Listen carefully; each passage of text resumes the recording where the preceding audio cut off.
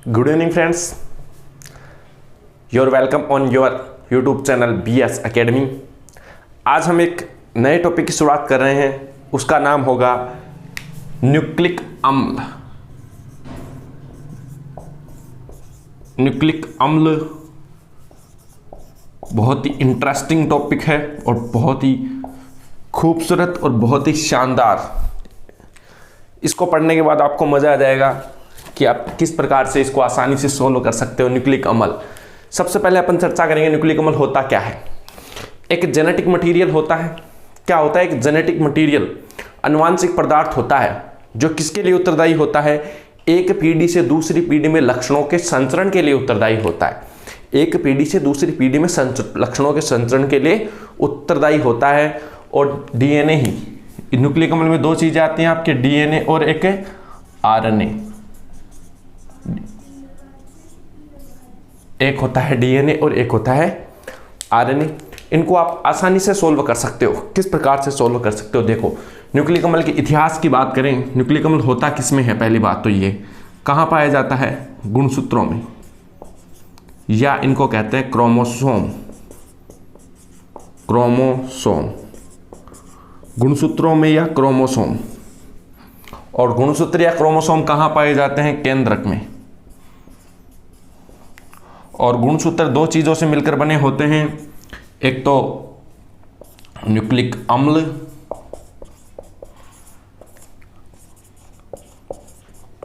Plus protein. Nucleic अम्ल plus protein से क्या बने होते हैं? आपके बने होते हैं, जो न्यूक्लिक अम्ल से बने होते हैं गुणसूत्र, और प्रोटीन प्लस दोनों मिलकर क्या बनाते हैं? आपके गुणसूत्र। अब आगे चलते हैं, अपन देखते हैं न्यूक्लिक अम्ल के इतिहास के बारे में। न्यूक्लिक अम्ल की खोज कैसे हुई और किस प्रकार से हुई? सबसे पहले इसकी खोज हुई थी मवाद। पहला पॉइंट देखा जाए तो मवाद कोशिकाओं में, या मवाद सेल्स, या इसको कहते हैं पस सेल्स। मवाद कोशिकाओं में खोज की थी। और किसने की थी? फ्रेडरिच मिस्चर ने। Friedrich Miescher.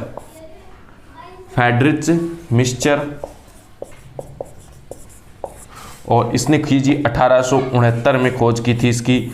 और क्या नाम दिया था इसको? न्यूक्लिन।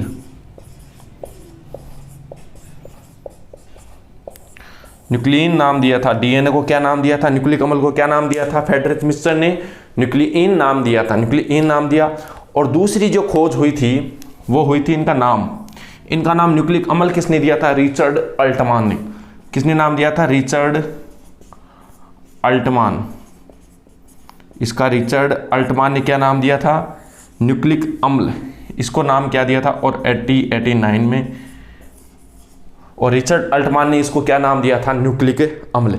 मवाद कोशिकाओं में सबसे पहले खोज की फ्रेडरिच मिस्चर ने, और नाम दिया था न्यूक्लिन, और न्यूक्लिक अम्ल नाम दिया था इसका रिचर्ड अल्टमान। अगर इसके संगठन की बात करेंगे अपन, तो इसके संगठन में क्या क्या चीजें होती, कंपोजिशन में इसके क्या क्या चीजें होती? 3 चीजें होती हैं, सभी को पता होता है। बहुत ही आसान टॉपिक है, अगर देखते रहोगे पूरा वीडियो तो आसानी समझ में आ जाएगा। संगठन देखो, संगठन में पहला आता है नाइट्रोजनी सार। नाइट्रोजनी सारक, पहली चीज क्या होती है? नाइट्रोजनी सारक। दूसरा क्या होता है? फॉस्फोरस अम्ल, फॉस्फोरिक अम्ल। और तीसरी चीज होती है शर्करा।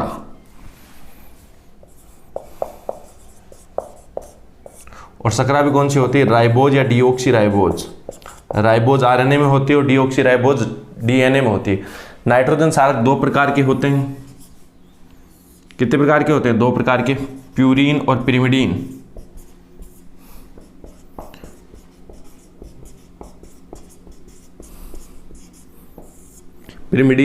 प्यूरिन्स और पिरिमिडीन्स। फॉस्फोरिक अम्ल होता है जिसका फॉर्मूला होता है H3PO4। फॉस्फोरिक अम्ल होता है जिसका फॉर्मूला होता है H3PO4। और इसकी जो संरचना होती है वो इस प्रकार की होती है। देखिए, बहुत ही आसान इसकी संरचना है। P double bond OH। Phosphorus की संयोजकता 5 होती है, इसलिए यहाँ पे OH, और यहाँ पे देख सकते हैं आप ऑक्सीजन की 2 होती है। और ये इसकी क्या होती है? संरचना होती है। और प्यूरिन भी बात की जाए तो प्यूरिन भी 2 प्रकार के होते हैं। ए और जी, एडेनिन और गुआनिन, एडेनिन और गुआनिन। पिरिमिडीन की बात की जाए तो 3 प्रकार के आ सकते हैं, थायमीन, साइटोसिन और यूरेसिल। थायमीन, साइटोसिन और यूरेसिल, थायमीन, साइटोसिन और यूरेसिल, एडेनिन और गुआनिन, इनकी अभी आप डिटेल से बात करेंगे। और राइबोज शर्करा भी 2 प्रकार की हो गई, एक तो राइबोज, और राइबोज शर्करा होती है वो कैसी प्रकार की होती है, बीटा डी।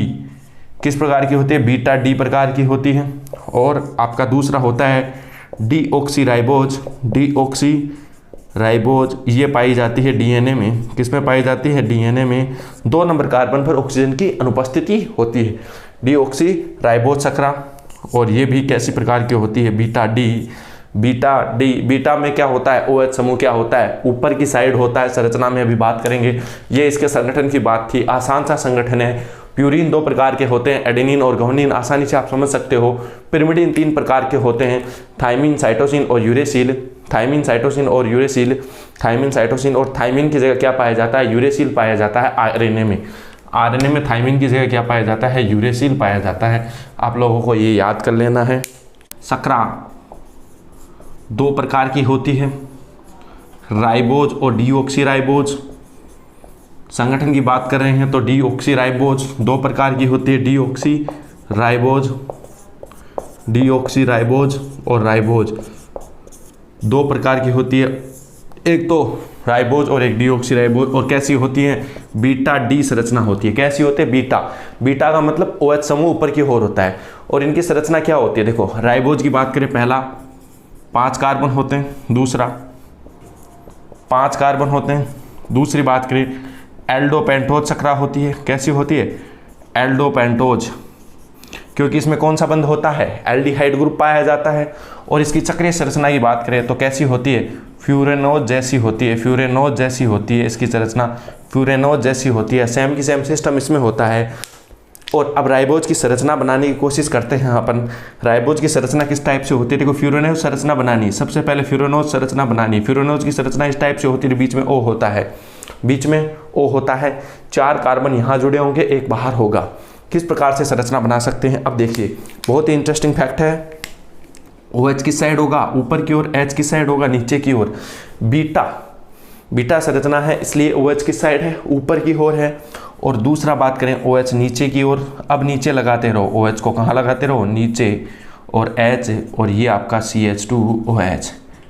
कार्बन की संख्या काउंट करनी हो तो किस साइड से करोगे आप लोग, इस साइड से, जहाँ से A1 2 3 4 साथ साथ अगर बनाते रहोगे तो आसानी से समझ जाओगे, 1 2 3 4 5। अब ये तो आपकी राइबोज शुगर है, बीटा डी। अगर डीऑक्सीराइबोज की बात करें तो वो भी बहुत आसान से मिलेगी, देखना इसी टाइप की संरचना है, कोई फर्क नहीं है। 2 नंबर कार्बन पर ऑक्सीजन क्या होता है, अनुपस्थित होता है।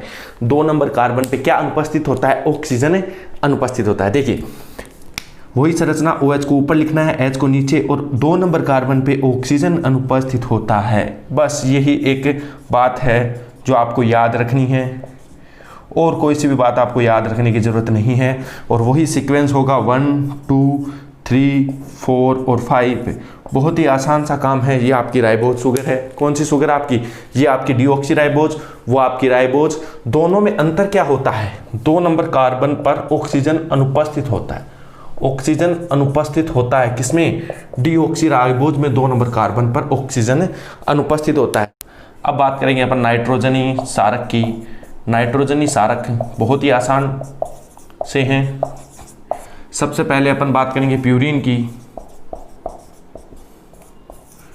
इसमें 2 होते हैं, एडेनिन और गुआनिन, ए और जी, इनसे सिंबल से याद कर सकते हो, एडेनिन और गुआनिन 2 होते हैं, एडेनिन और गुआनिन। प्यूरिन से याद कर सकते हो। इनके स्ट्रक्चर की बात की जाए तो इनकी स्ट्रक्चर में कार्बन संख्या, अगर इनकी विषम चक्रीय संरचना होती है, सबसे पहले 6 वाले बना लो। कितने वाले, 6, 1 2 3, ये 6, यहाँ पे नाइट्रोजन लगा दो, यहाँ पे नाइट्रोजन लगा दो। फिर इसके बाद में इससे 5 वाले इसके साथ जोड़ दो, 5 वाली वाले इसके साथ जोड़नी है, ठीक है। उसमें यहाँ नाइट्रोजन लगा दो और यहाँ नाइट्रोजन लगा दो। ये संरचना इस टाइप से होती है। ये किसकी संरचना होती है, प्यूरिन की। अब डबल बॉन्ड लगाने हैं तो इस साइड लगा दो, एक इस साइड लगा दो और एक इस साइड लगा दो, ठीक है। ये आपके डबल बॉन्ड हो गए, ये वैलेंसी कंप्लीट हो गई सबकी। और अगर बात की जाए यहाँ पे एक डबल बॉन्ड लगा दो और यहाँ पे H लगा दो। ये इसके नॉर्मल स्ट्रक्चर। अगर आप बात करें किसकी, एडेनिन की संरचना की बात करें तो एडेनिन में आपको करना क्या है, कुछ भी नहीं करना। एडेनिन का मतलब होता है, अगर अपन याद रखना है एडेनिन को तो आप याद रख सकते हो एनिलीन से। एडेनिन को याद रख सकते हो एनिलीन से, अगर इसकी संरचना याद रखनी है। और किसी को अगर एनिलीन की संरचना याद है तो आप एडेनिन की संरचना भी याद रख सकते हो। एनिलीन की संरचना होती है इस टाइप से, ये आपकी संरचना होती है एनिलीन की। तो बच्चों एनिलीन में क्या होता है, ऊपर NH2, तो यहां पे भी आपको क्या लगाना है, ऊपर NH2 लगाना है। क्या लगाना है, NH2 लगाना है।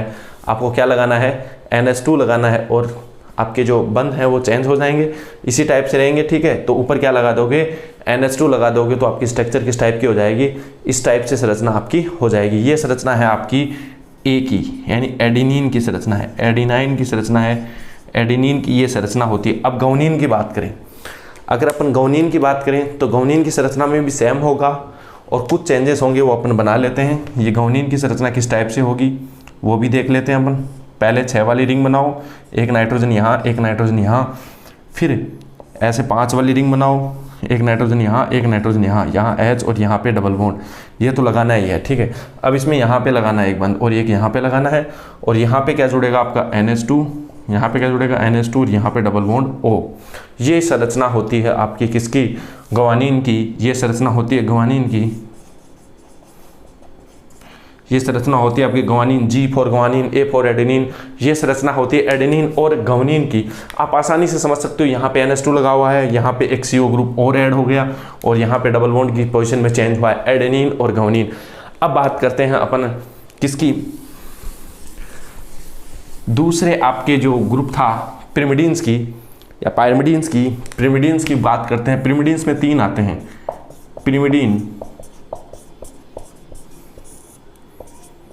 पिरिमिडीन्स की बात करें 3 आएंगे। यूरेसिल, सबसे पहले अपन थायमीन, यूरेसिल और साइटोसिन की बात करें, इनको इसी क्रम से याद रखोगे तो आपको ट्रिकली याद हो सकते हैं। थायमीन, यूरेसिल और साइटोसिन, थायमीन, यूरेसिल और साइटोसिन तीनों को इसी प्रकार से आप आसानी से याद कर सकते हैं। देखिए थायमीन, इसकी अगर बेसिक स्ट्रक्चर की बात की जाए तो किस प्रकार की होती है। पिरिमिडीन नाम सुना होगा आपने, पिरिडीन से रिलेटेड 6 रिंग संरचना होती है, 6 रिंग स्ट्रक्चर होती है और वो इस टाइप की होती है।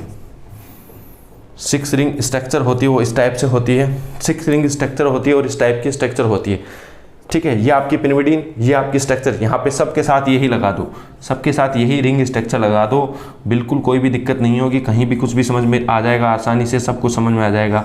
देखो, ठीक है, ये स्ट्रक्चर है आपकी, ये आपकी स्ट्रक्चर है और आसानी से समझ जाओगे आप, आसानी से इसके साथ समझ जाओगे। ये स्ट्रक्चर तीनों में लगा दो, बहुत ही आसान है, तीनों में यही स्ट्रक्चर बनानी है, तीनों में यही स्ट्रक्चर बनानी है, कोई भी दिक्कत नहीं किसी में भी। NN। अब देखिए, अब आपको थायमीन से याद करना है टोलुइन, याद करो टोलुइन को। किसको याद करोगे, टोलुइन को। देखो इनमें तीनों में क्या लगेंगे, CO ग्रुप और NH2 ग्रुप, CO ग्रुप और NH2 ग्रुप लगते हैं, उनको याद रखना है। T से याद करो टोलुइन, टोलुइन को याद करोगे तो टोलुइन का मतलब देखो, अगर आप सब जानते हो तो टोलुइन किसे कहते हैं, इसको टोलुइन कहते हैं। तो अपन को जोड़ना क्या है, CH3। तो इस ग्रुप पे क्या जोड़ना है आपको, इसकी जो स्ट्रक्चर होगी थायमीन की वो किस टाइप से होगी, इस ग्रुप पे क्या जोड़ना है, CH3 और यहाँ क्या जोड़ना है, डबल बॉन्ड O, यहाँ पे भी डबल बॉन्ड O। इस टाइप से आपकी स्ट्रक्चर बनानी है, डबल बॉन्ड O, और ये आपके हट जाए NH है, यहाँ पे NH है और यहाँ पे भी NH। स्ट्रक्चर में बात की जाए तो इस टाइप से ही होगी। और दूसरे वाले अगर यूरेसिल की बात करें तो यहाँ पे CH3 नहीं जोड़ना और सीधा ही यहाँ पे इस टाइप से जोड़ना है। और तीसरे वाली बात करें तो यहाँ पे डबल बॉन्ड O और यहाँ पे NH2 जोड़ना है। इस टाइप से आपकी संरचना हो सकती है। यहाँ पे भी NH होगा और यहाँ पे भी क्या होगा, NH होगा, ठीक है। तो यहाँ पे भी NH सब जगह NH कर दीजिए। तो इस टाइप से ये स्ट्रक्चर आपकी हो सकती है, इस टाइप से आपकी वो स्ट्रक्चर हो सकती है। ये आपकी स्ट्रक्चर है किसकी, ये आपकी स्ट्रक्चर है, बेसिक संरचना है थायमीन की, यूरेसिल की और साइटोसिन की। ये स्ट्रक्चर होती हैं तीनों की। स्ट्रक्चर आप आसानी से समझ सकते हो। अगर इनमें नंबरिंग की जाए, काउंटिंग की जाए तो यहाँ से करनी है आपको 1 2 3, 4, 5 और 6। ये नंबरिंग का इनका जो नियम है। प्यूरिन की नंबरिंग करें तो किस हिसाब से होगी वो भी देख लीजिएगा। ये इसकी स्ट्रक्चर होती है प्यूरिन की, सभी को देखा हुआ है, सभी की बनाई हुई है।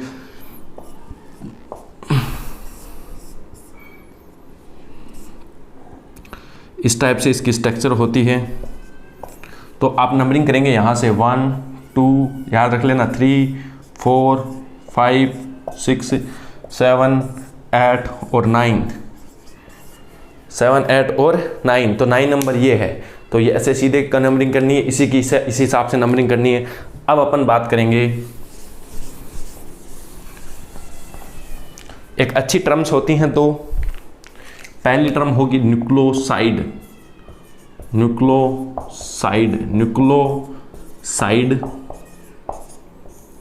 और पहली टर्म होती है आपकी न्यूक्लियोसाइड किसे कहते हैं? पहली बात तो ये होगी, न्यूक्लियोसाइड किसे कहते हैं। न्यूक्लियोसाइड की बात की जाए तो न्यूक्लियोसाइड कहते हैं आपके दो चीज़ें मिलकर बनते हैं। एक तो नाइट्रोजनी सार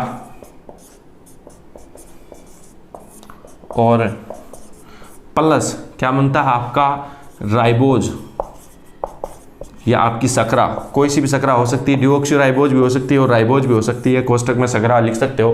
न्यूक्लियोसाइड किससे बनते हैं? नाइट्रोजनी सार और राइबोज सकरा से। अगर इनके नाम किए जाएं तो अगर नाइट्रोजन सार एडिनिन है और अगर एडिनिन प्लस राइबोज सकरा जुड़ रही है तो उसको क्या कहेंगे अपन? एडिनोसिन। क्या कहेंगे? एडिनोसिन। क्या कहेंगे? एडिनोसिन। अगर गवानीन जुड़ रही है उसके साथ राइबोज सकरा है तो उसे कहेंगे गवानोसिन।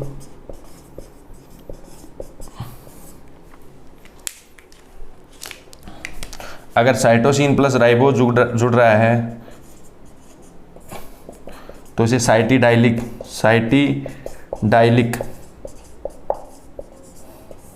तो इस प्रकार से आपके जो इनके नाम होते हैं एडिनोसिन, गवानोसिन, साइटिडाइलिक, थाइमिडाइलिक, यूरिडाइलिक।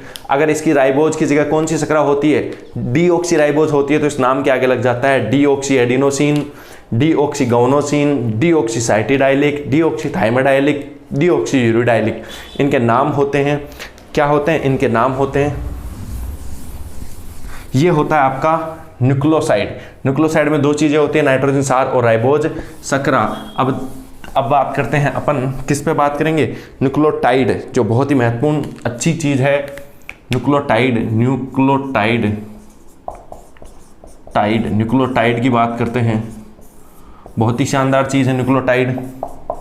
न्यूक्लियोटाइड में तीन चीजें होती हैं, नाइट्रोजन बेस या नाइट्रोजन सार प्लस सारक प्लस शुगर सकरा प्लस फॉस्फोरिक अम्ल। ये तीनों मिलकर क्या बनाते हैं? न्यूक्लियोटाइड। क्या बनाते हैं? न्यूक्लियोटाइड। ये तीनों मिलकर क्या बनाते हैं? न्यूक्लियोटाइड। और अगर उसका नाम देखा जाए तो देखो, अगर उसका नाम देखा जाए तो डीऑक्सी एडिनोसिन होता है, मोनोफॉस्फेट आ जाता है उसमें। क्या आ जाता है? Monophosphate, deoxy monophosphate, guanosine, adenosine, इसी टाइप से इसका नाम होगा न्यूक्लियोटाइड। तीन चीज़ों से मिलकर बना होता है। और आपको पता है डीएनए आरएनए क्या होता है? पॉलीन्यूक्लियोटाइड। क्या होता है? पॉलीन्यूक्लियोटाइड। डीएनए क्या होता है? पॉलीन्यूक्लियोटाइड। डीएनए क्या होता है? पॉलीन्यूक्लियोटाइड। और न्यूक्लियोटाइड से क्या बनता है? पॉलीन्यूक्लियोटाइड बनता है। और कौन सा बंध बनते हैं इनके बीच में? फॉस्फोडाइएस्टर बंध बनते हैं। फॉस्फोडाइएस्टर बंध बनते हैं।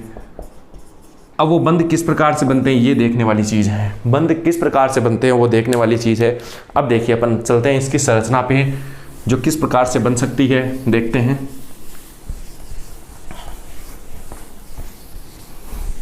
अब आपको कुछ पॉइंट याद रखने होंगे। देखिए पहला पॉइंट आपको याद रखना होगा, सकरा के कार्बन 1 से दो चीजें जुड़ सकती हैं। कार्बन 1 से दो चीजें जुड़ सकती हैं। आपको याद रखना है सकरा के कार्बन 1 से दो चीजें जुड़ सकती हैं, एक तो प्यूरीन और एक पिरिमिडीन। एक तो प्यूरीन और एक पिरिमिडीन, एक तो प्यूरीन जुड़ सकती है और एक पिरिमिडीन जुड़ सकती हैं।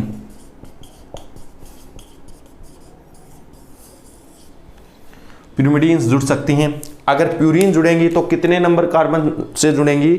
9 नंबर। नाइट्रोजन N9 से जुड़ती हैं, अपने 9 नंबर के नाइट्रोजन से जुड़ती हैं। कितने नंबर याद रखना, प्यूरीन जुड़ेगी तो N9 यानी 9 नंबर से जुड़ेगी। अगर पिरिमिडीन जुड़ेगी तो N1 से जुड़ेगी, अपने 1 नंबर से जुड़ती है। ये बेसिक सा नॉलेज है, आपको याद रख लेना है। सकरा के कार्बन 1 से कौन जुड़ेगा? प्यूरीन 9 नंबर से, और पिरिमिडीन 1 नंबर से जुड़ती है। अगर बात की जाए सकरा के 1 नंबर कार्बन से कुछ जुड़ेगा, प्यूरीन के N9 और N1 से जुड़ेगी। अब आगे चलते हैं अपन।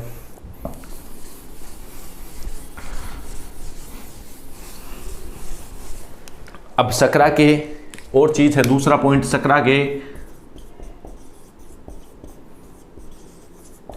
कार्बन 3 व कार्बन 5 से फॉस्फोरिक अम्ल जुड़ता है। कौन सा अम्ल जुड़ता है? फॉस्फोरिक अम्ल जुड़ता है।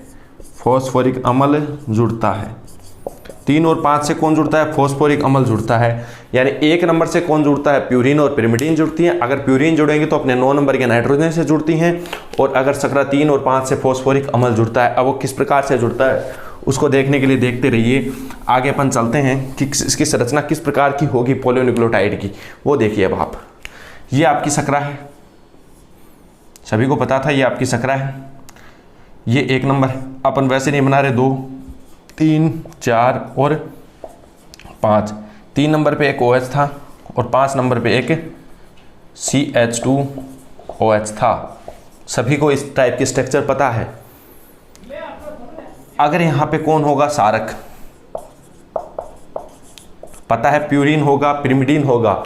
अगर प्यूरीन होगा या पिरिमिडीन होगा, अगर प्यूरीन होगा तो 9 से जुड़ेगा, अपने 9 नंबर से। अगर पिरिमिडीन होगा तो अपने 1 नंबर से। ये 1 नंबर से ये जुड़ जाएगा। अब देखो फॉस्फोरिक अम्ल आएगा आपका ऊपर से, OH OH double bond O और OH। ये 5 नंबर था इस साइड, और यहाँ पे था आपका POH OH और OH, नीचे 3 नंबर था। अब देखो यहाँ पे किस प्रकार से जुड़ता है। यहाँ पे बनता है आपका फास्फोडाइएस्टर बंध। कौन सा बंध बनता है?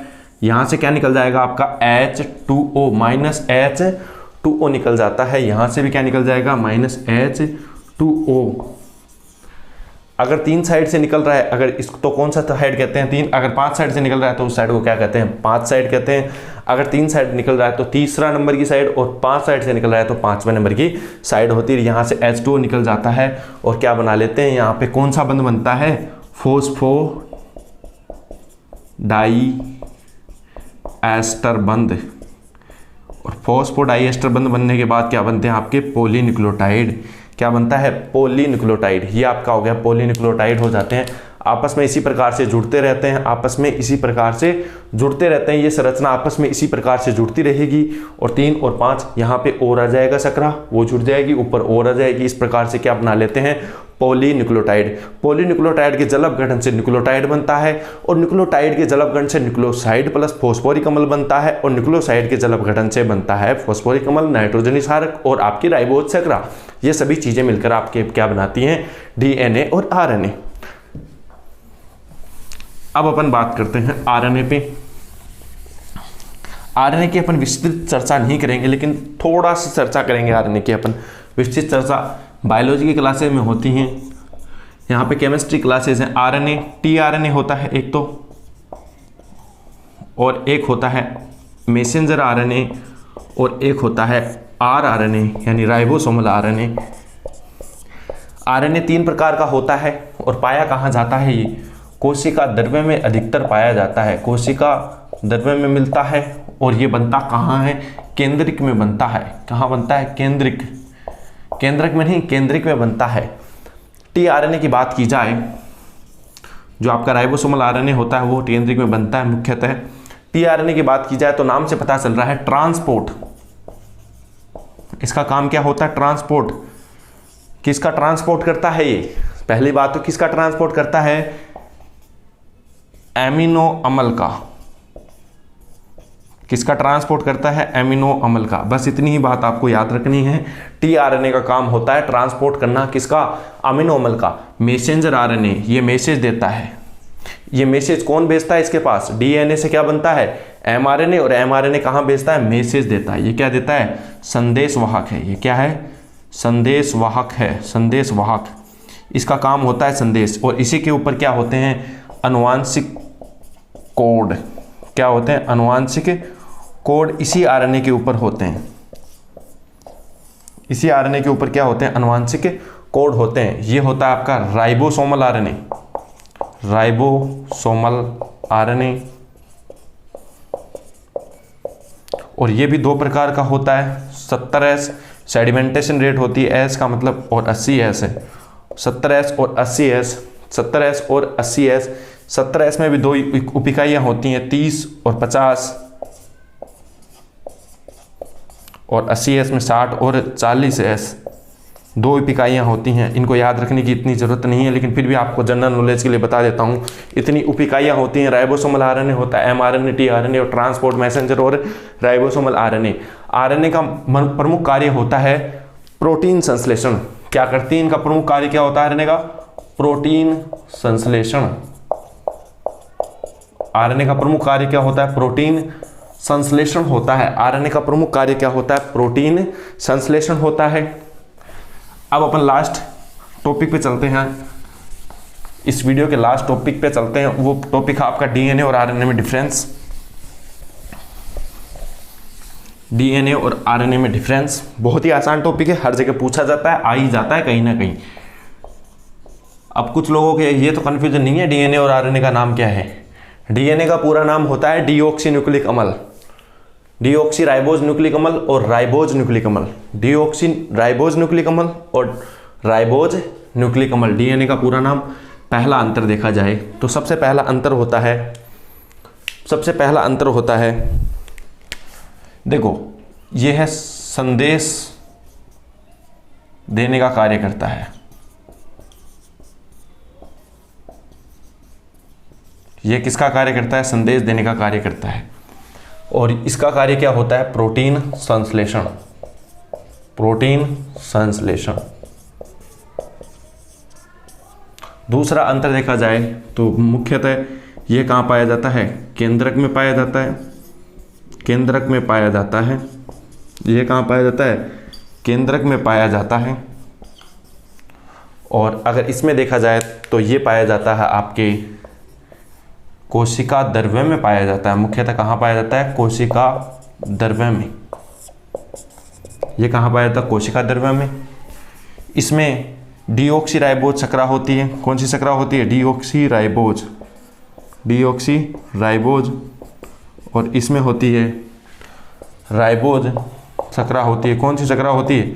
इसमें राइबोज शर्करा होती है। और फोर्थ अंतर की देखे जाए तो इसमें थायमीन पाया जाता है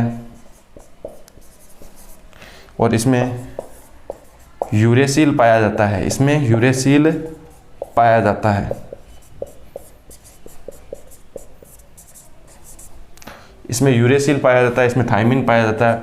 और एक अंतर और देखा जा सकता है, अगर देखा जाए इंपॉर्टेंटली, अधिक अणुभार होता है, अधिक अणुभार होता है, अणुभार होता है, अधिक अणुभार होता है। और इसका क्या होता है? कम अणुभार होता है, कम अणुभार होता है, कम अणुभार होता है। इसका अणुभार क्या होता है? कम अणुभार होता है। और लास्ट अगर अंतर देखा जाए इनमें तो एक अंतर और होता है, यह डबल स्टैंडर्ड होता है, यानी द्विकुंडलन वाला होता है। डबल स्टैंडर्ड मतलब ऐसा, डबल स्टैंडर्ड होता है। और ये कैसा होता है? सिंगल स्टैंडर्ड होता है, सिंगल स्टैंडर्ड होता है। सिंगल स्टैंडर्ड मतलब इस टाइप से। और इसका अपवाद भी है, इसका अपवाद सिंगल स्टैंडर्ड डीएनए मिलता है 174 में। यह वायरस है, इसमें कैसा मिलता है? सिंगल स्टैंडर्ड डीएनए भी मिलता है, सिंगल स्टैंडर्ड डीएनए भी मिलता है, सिंगल स्टैंडर्ड डीएनए भी मिलता है। ये डीएनए और आरएनए में आपके प्रमुख अंतर होते हैं। डीएनए का प्रमुख संदेश देने का कार्य होता है, आरएनए प्रोटीन संश्लेषण। ये आपके प्रमुख डीएनए और आरएनए में अंतर होते हैं। डीएनए डबल स्टैंडर्ड होता है, आरएनए सिंगल स्टैंडर्ड होता है। अगर आपको ये वीडियो अच्छा लगा तो उसको लाइक, शेयर और सब्सक्राइब जरूर कीजिएगा। धन्यवाद।